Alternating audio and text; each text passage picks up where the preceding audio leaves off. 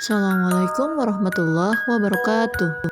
Ya, pada pertemuan kali ini kita akan membahas bagaimana perubahan pola pada kalimat aktif menjadi kalimat pasif berdasarkan bentuk-bentuk waktunya. Maka dari itu, simak penjelasan dari Ibu ya. Dalam bahasa Inggris ada dua jenis kalimat, yaitu active voice dan passive voice. Active voice atau kita sering sebut dengan kalimat aktif adalah kalimat di mana subjeknya yang melakukan suatu tindakan. Jadi kalimat aktif ini sering digunakan dalam kalimat sehari-hari ataupun dalam percakapan. Sebagai rumus dari kalimat aktif atau active voice adalah S sebagai subjek plus verb atau kata kerja plus objek atau O. Subjek berarti orang atau sesuatu yang melakukan tindakan. Verb adalah kata kerja yang menyatakan tindakan. Misalnya bernyanyi, makan, berenang, makan, minum, dan lain-lain. Sedangkan objek adalah penerima atau receiver dari tindakan yang dilakukan oleh subjek. Sebagai contoh, my sister plays a doll. My sister plays a doll.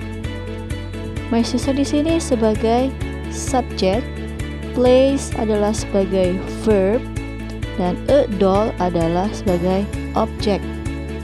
Ini merupakan bentuk tersis present tense. Nah, contoh yang kedua, I ate an apple last night.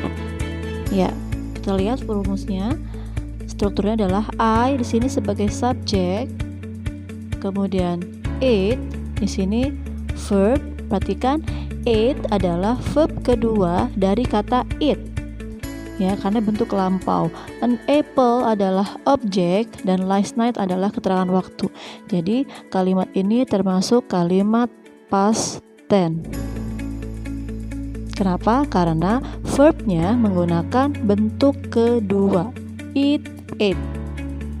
Perhatikan contoh kalimat yang ketiga, my mom is cooking a pizza. Oke, my mom ini sebagai subjek, is ini sebagai to be, kemudian cooking verb plus ing. Verbnya adalah cook plus ing, jadi cooking. A pizza adalah objek.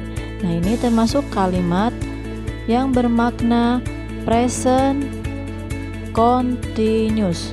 Present continuous adalah yang bentuk waktu yang menyatakan sedang berlangsung. Ibu saya sedang memasak pizza.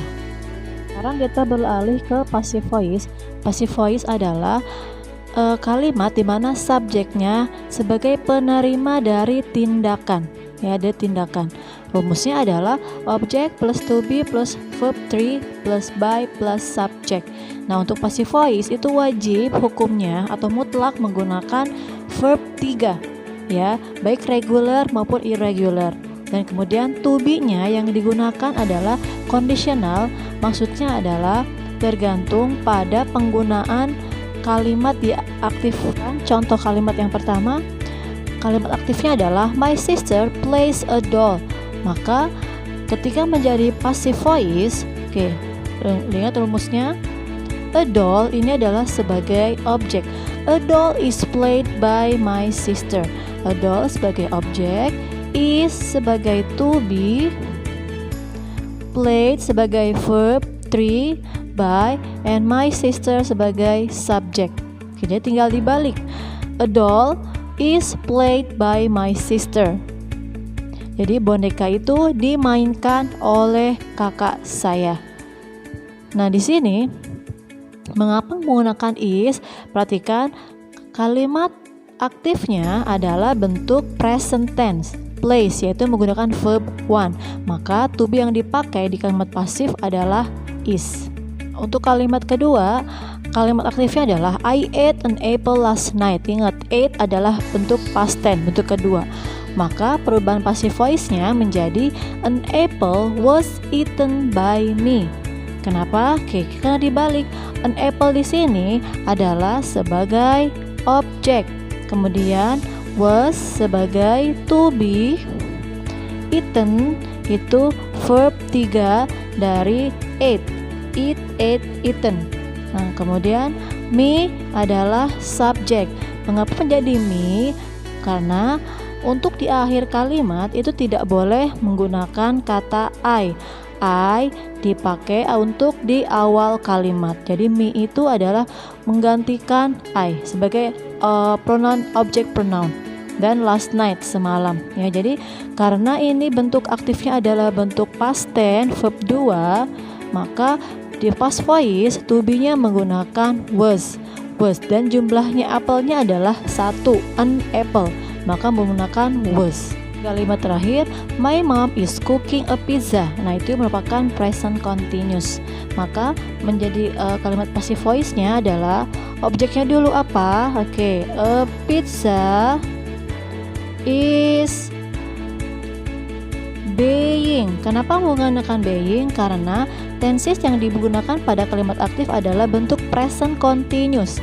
Being, verb 3-nya cooked ya. Cook by my mom.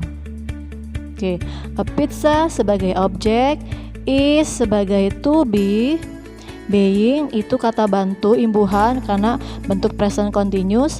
Cooked adalah verb 3 cook by my mom sebagai subjek. Oke, berikutnya ini soal yang harus kalian kerjakan, dicatat di buku tulis dan kerjakan. Silakan kumpulkan ya, jangan lupa.